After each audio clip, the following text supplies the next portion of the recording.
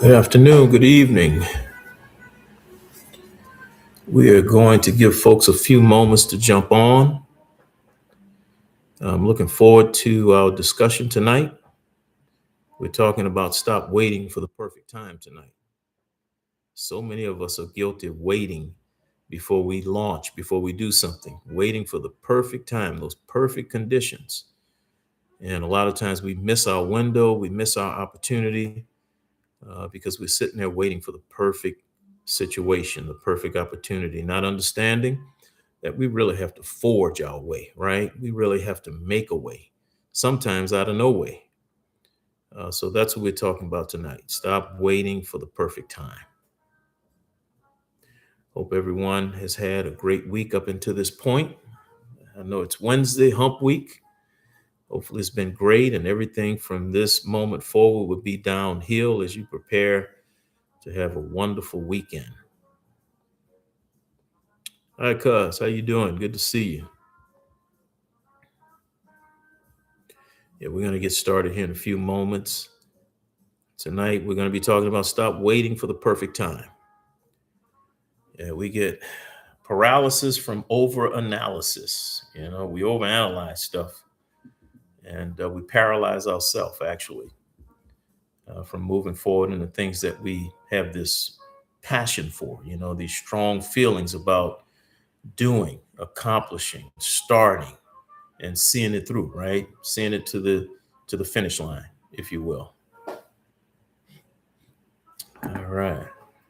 A couple more moments. We're going to give folks a chance to jump on and we will get started.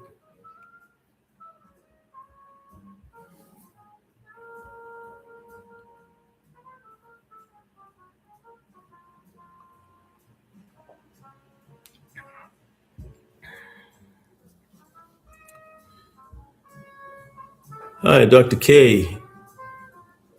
Good to see you. We're going to start here in a few moments.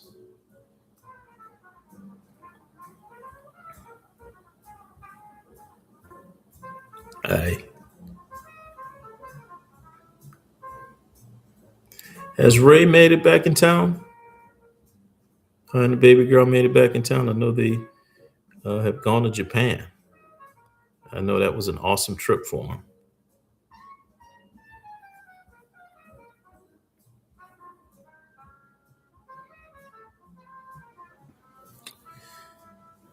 All right.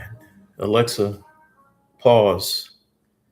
All right. Once again, good evening, everyone. Thank you for joining me tonight on my podcast, Meaningful Conversations with Dr. Devin Oten. Tonight, we're talking about stop waiting for the perfect time. I have a question. How much time have you lost waiting for the right moment? Think about that for a minute. How much time have you lost? How much time have you lost? Yes, yes. Red's home is on David's head. Yes. Yeah, we all should be on his head right now. But how much time have you lost waiting for the right moment? The perfect time, the perfect conditions, the perfect plan. In this episode tonight in Meaningful Conversations, we're going to challenge the idea that you need everything to be aligned before you take action. The truth is, waiting often becomes a form of delay disguised as preparation. Progress doesn't begin when everything is perfect, everything is aligned, right?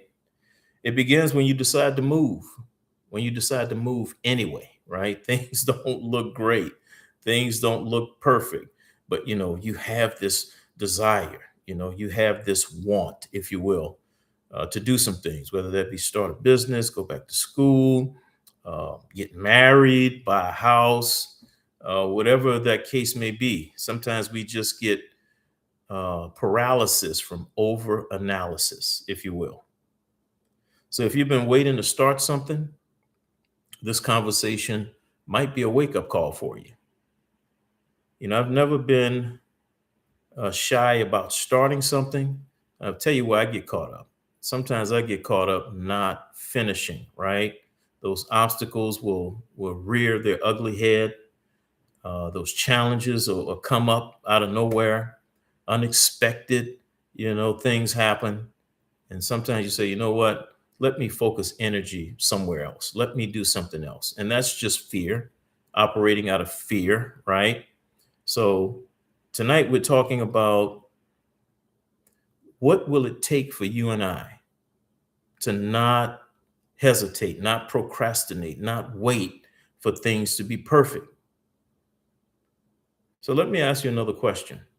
What might you be waiting for? If you are in that position right now where you know there's something you need to be doing, something you should have started some time ago, what are you waiting for? Think about that for a minute. What in the world am I waiting for? Am I waiting for the right time, more money, or the right amount of money to get this thing going, get this thing started?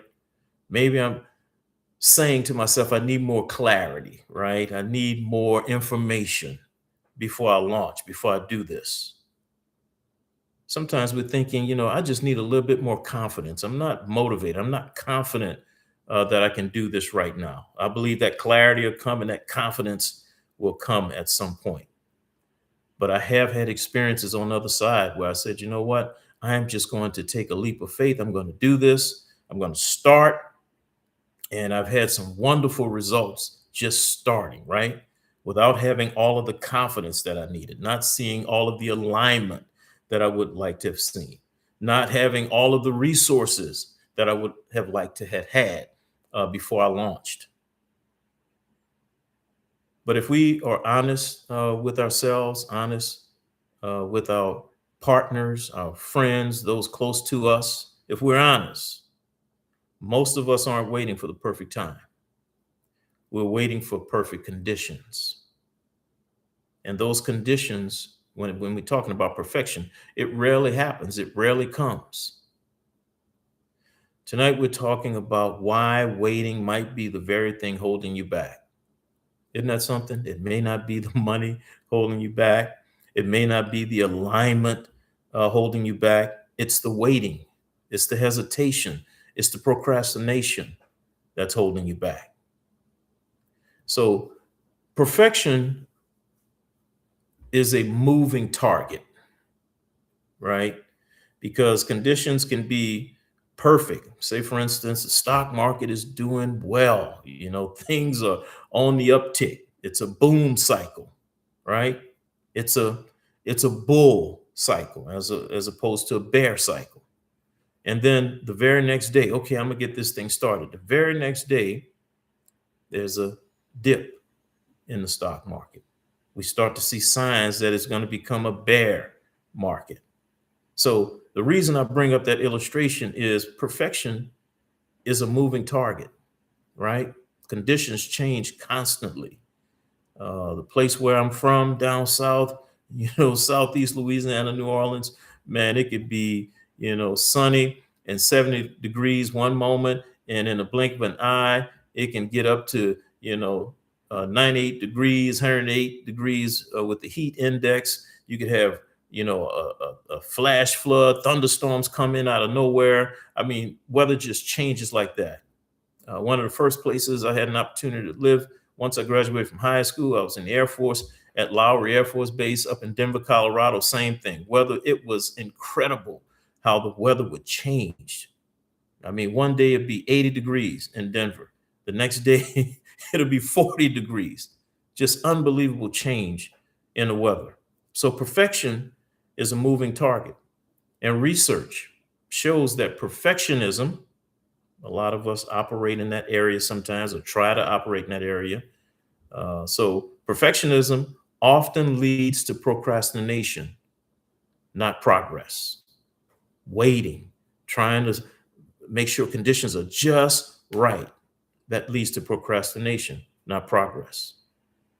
The more you wait for what you consider to be perfect, the longer you delay the progress, the longer you delay the process, right?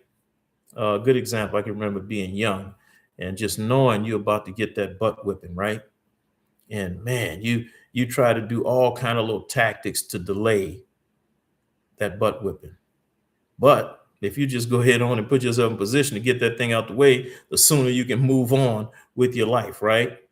Timing is never going to be perfect. Well, I shouldn't say never. Rarely is it going to be perfect. And the longer you delay, you're delaying your progress. You're delaying moving your dream forward, moving your ambitions forward. So action creates readiness. When you start to act, you start to activate readiness in you to do whatever it is that you are looking to do, hoping to do, wanting to do. Research shows that people often feel more prepared after they begin, not before. Isn't that amazing? Most of us, the average person, feels more prepared after they begin to do something as opposed to before they do it. So you don't get ready and then start, you start and then get ready in a lot of cases, right? And we mentioned this earlier about fear, how fear will creep in. You know, fear disguises itself as preparation. Oh, I'm just getting prepared. I'm waiting. Or for those of us who are, faith people, a lot of times, I'm waiting on the Lord. You know, the Lord's going to open this door. The Lord's going to do this. The Lord's going to do that. And the Lord is sitting there waiting for you to do what you need to do, right? You need to activate your faith, right? Faith is the substance of things hoped for, the evidence of things not yet seen, right? You got to get out there and do it before you can see it. And once we do that, then God gets activated, right? So fear disguises itself a lot of times as preparation. Over planning, overthinking, over analyzing, and waiting, it's a subtle form of fear. Sometimes waiting is just fear in a professional suit, a professional outfit. That's all it is, waiting. It's a fear. Okay, so we got to get over that fear, right? And one of the best ways to get over that fear is to just go ahead and do it. Take that leap of faith. Just get out there, take your knocks, go through those learning pains, go through those situations where you're going to have ups and downs. And after a while, things are going to smooth out. You're going to learn. You're going to develop a process. You're going to develop some principles, a foundation about what it is that you're doing, right? And then you'll start to see the fruit of your labor. So remember this, timing is rarely perfect, but it can be right. There's a difference between perfect timing and intentional timing. I hear intentional quite a bit these days. Matter of fact, Dr. K, I hear you use that word quite a bit, when you're actually describing something and a task before you, be intentional about what it is that you're doing. So that's the difference between perfect timing and intentional timing. The right time is often when you decide to move. Simple as that. The right time can be when you decide to move. And please jump in if you have some thoughts that you want to add to the conversation. Please jump in, put that in the chat so we can share and learn from each other on that. Now, my faith-centered perspective. Movement requires trust, not certainty. Movement requires trust, not certainty. Example that just came to my mind is when Peter was in a boat, a storm arose, the boat began to get tossed around, and lo and behold, the disciples, they're in the boat being tossed around. There's fear has gripped everyone, and they see the Lord Jesus walking across the water. And Peter stepped out the boat. Why? Because he trusted the Lord Jesus. He trusted him. It wasn't about certainty. I'm certain that when I step out, I'm not going to sink. I'm not going to drown. No, he stepped out because he trusted the Lord. But what happened? He took his eyes off of trust in the one that he trusted, right? Started looking at the elements going on around him. Hey, how you doing, Dr. LeBoy? Good to see you. So he saw what was going on around, and that caused him to lose trust, right? And he began to sink. So the point being is that movement requires trust, not certainty. Trust yourself, trust your instinct, trust your gut, trust the mentors that you have in your life, those that you know have done some things, accomplished some things, and they're speaking positive things in your life, giving you some direction, giving you information that you need to move forward, right? Trust, not certainty. So you don't need full clarity when you start. You don't need full clarity when you start to take those steps, right? You need willingness. We talked about this quite a bit in the past. You know, it's not based on how you feel, it's based on your will. It's an act of the will, which is your willingness, right? I don't feel like cutting this grass, but I'm willing to cut this grass. My willingness is there. My will is there to get this done. If you don't have the will, you're not going to do it. You're not going to take those steps. You're not going to get those things done. So I have a few questions I want to pose to you tonight. What have you been waiting to start? Ask yourself that. What have you been waiting to start? There's some things that you want to start, some things you want to do. I got several of them swirling around in my head right now. Things that I know I want to do, things that I know I ought to be doing, but I have not started yet. Think about that. What have you been wanting or waiting to start?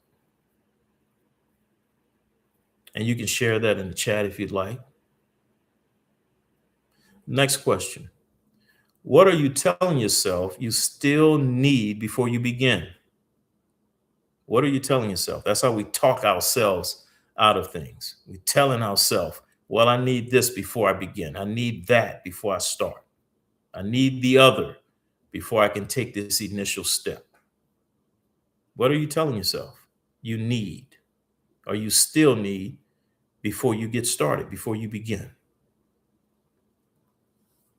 Third question. Is your delay preparation or fear? Because there are some things that we really need to prepare for, right? Like I used the illustration when I started my landscaping and lawn care business. You know, there's some things I had to prepare for, right? I had to get equipment. You know, you can't start a lawn care business without equipment. So I went and got a zero turn commercial riding lawnmower. You know, I got a commercial self-powered push lawnmower. I got the commercial edger. I got the commercial weed eater. Got all of this commercial equipment, right? Because I'm going out here to do some commercial work, some professional work. So there is preparation. Not only that, I had to learn how to use a zero turn riding professional lawnmower, commercial lawnmower. I had to learn how to use it. Had to get on it in my yard and learn how to do it in my yard. Use all of this equipment. I had to learn how to, change, gaskets, change the oil in these things. Do maintenance on them. When certain things happen, you got to have certain tools. I had to get certain tools to be able to do the things that I needed to do to learn how to start this business. Right. That's before I go out and tear somebody's lawn up. Right. So there is some preparation, but is your delay preparation or is it fear? I think I gave you a pretty good illustration about preparation, right? I'll never forget Dr. Frederick K.C. Price. If there's such a thing, one of my heroes, if you will, in the gospel, just a ministry of excellence. Everything that he did just exuded excellence, right? And he taught a series, this is way back in the 80s, early 90s, called Faith, Foolishness, or Presumption. One of the greatest teachings I've ever heard in my life. Faith, foolishness, or presumption. We got to make sure we're not operating in foolishness, right? We got to make sure that we're not operating in presumption, right? And that can get us in a lot of trouble. Operating foolishness, operating in presumption. All right, fourth question. What small step could you take today? What small step could you take this week to begin the process of starting something that you've been waiting, for the perfect time, for the right amount of money, for alignment, for whatever the reason that we use? What step could you take this week to get that thing started, to get some momentum taking you forward? Fifth question. Hold on a second. I see Matthew Clark has shared something with us. Matthew Clark said, number one, started a speaking business. Number two, for some reason, I am always seeking professional materials that are sent to the prospect, push that through. Number three, forces delayed preparation, past the fear part now, but it still creeps up every once in a while. That's interesting, Matthew, interesting. And what I can tell you about that speaking business, man, getting out, networking with people, knowing people who need your whatever your line or your expertise is in terms of speaking, move in those arenas, right? So right now for me, I'm of course an adjunct professor, instructor, facilitator for universities, for colleges, and I have colleges calling me, like San Francisco City College, saying, "Hey, we need someone to come and speak and this was last year at a Martin Luther King celebration." And then from there, they recommended me to someone else. And start small. You don't have to have a thesis. You don't have to have a dissertation to share with your audience, right? Just getting out there, learning what the key points are that particular audience wants to hear, where they're looking to grow. Of course, that goes to your research, man.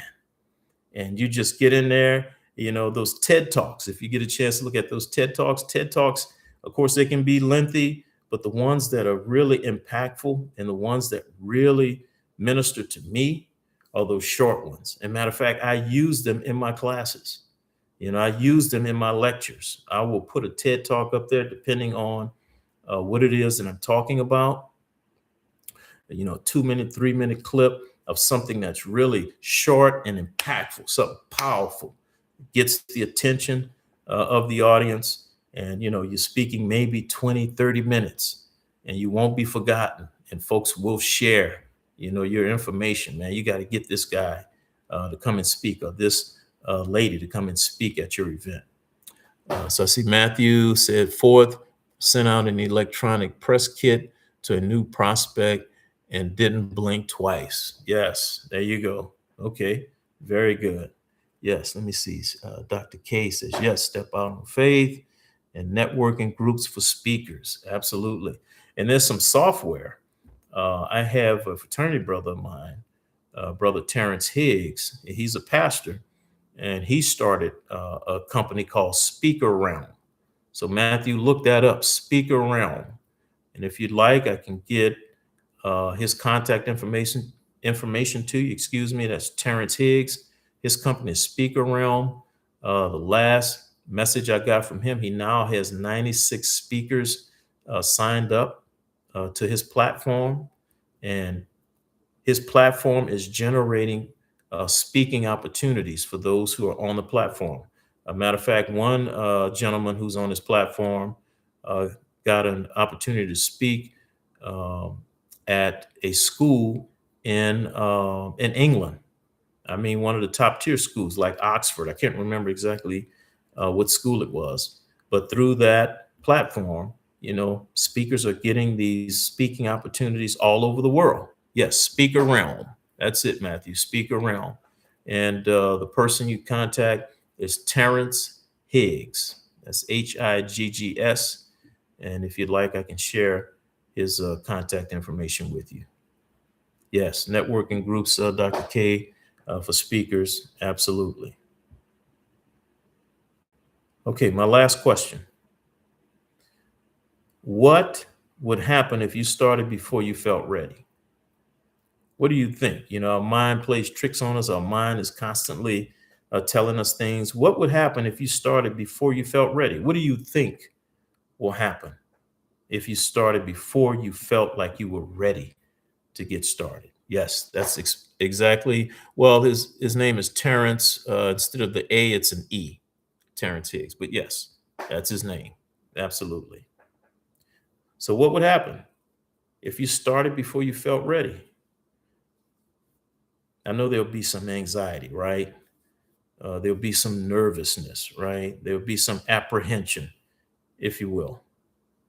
But if you learn as you go, you continue to make those steps, you course correct, right? You'll begin to see that fruit. You can see the light at the end of the tunnel, if you will. Absolutely.